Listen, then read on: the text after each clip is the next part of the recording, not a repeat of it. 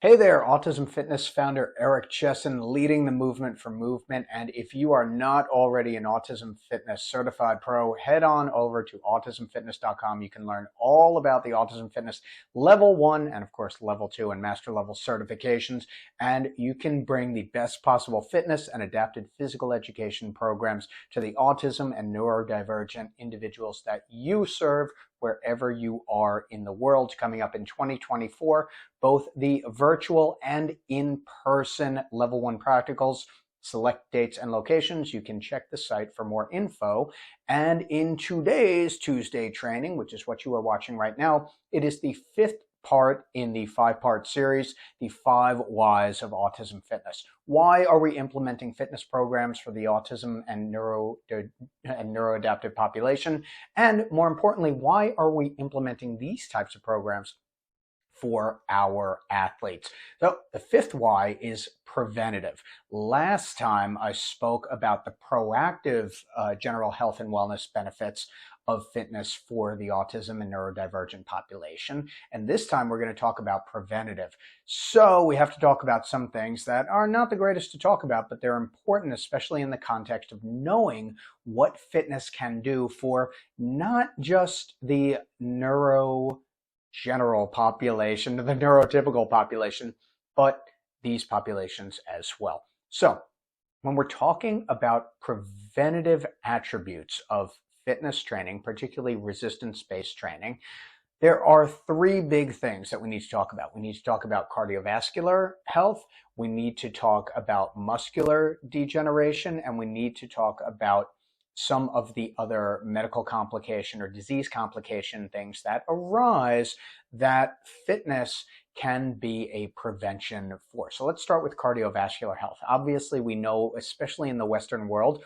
that is a big one. And unfortunately, just having an autism diagnosis or being neurodivergent does not preclude somebody from also having some of these cardiovascular health issues. And we're seeing it more and more with this population. Now, other contributing factors to this are definitely diet, but that sedentary lifestyle is definitely going to be something that affects the general health and wellness, but in particular, the cardiovascular health of these individuals. So by engaging in vigorous physical activity, and yes, resistance training does fit into that category, we are serving a preventative measure for our population. So the cardiovascular health is number 1. Number 2, other diseases and medical complications. And there are many to list here, but even if we're looking at some types, not all, but definitely some types of cancer, and even the everyday things like getting colds or getting the flu, the being engaged in resistance training on a regular basis can greatly decrease the incidence and the severity of these. Why? Well, because it boosts the immune system. So again, we have another preventative quality of resistance-based training and ongoing training throughout an individual's lifetime. The third preventative, and this is a big one as our autism and neurodivergent individuals age, is going to be muscular and bone degeneration. So we talk about muscular atrophy, and then we talk about some of the bone issues that we have, particularly osteoarthritis and osteoporosis.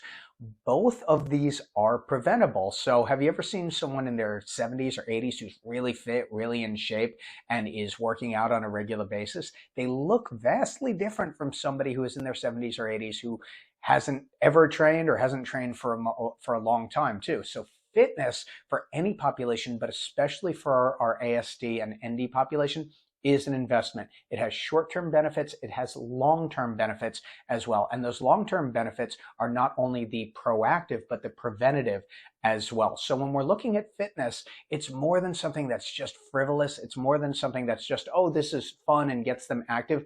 There are real-world benefits and consequences to either having a regular, ongoing, well-designed fitness program for our autism and neurodivergent individuals, or not having one. There are some things that come up. So the preventative nature of fitness, again, specifically talking about ongoing resistance training, is a big deal and a big benefit for our population. So that is the preventative quality of fitness for our population, and that is the fifth in the 5 whys of autism fitness.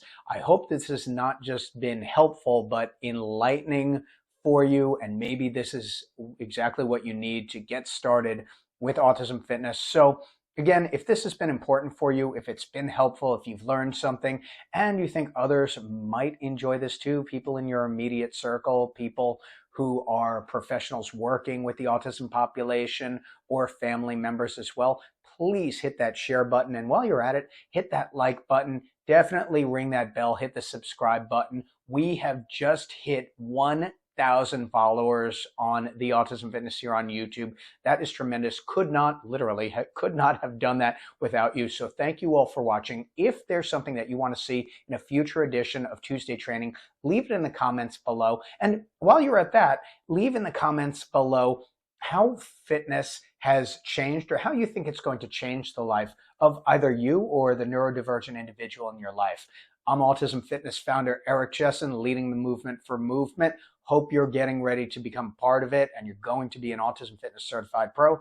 Thank you for watching. Again, please like, subscribe, and share this video, and I will see you next time.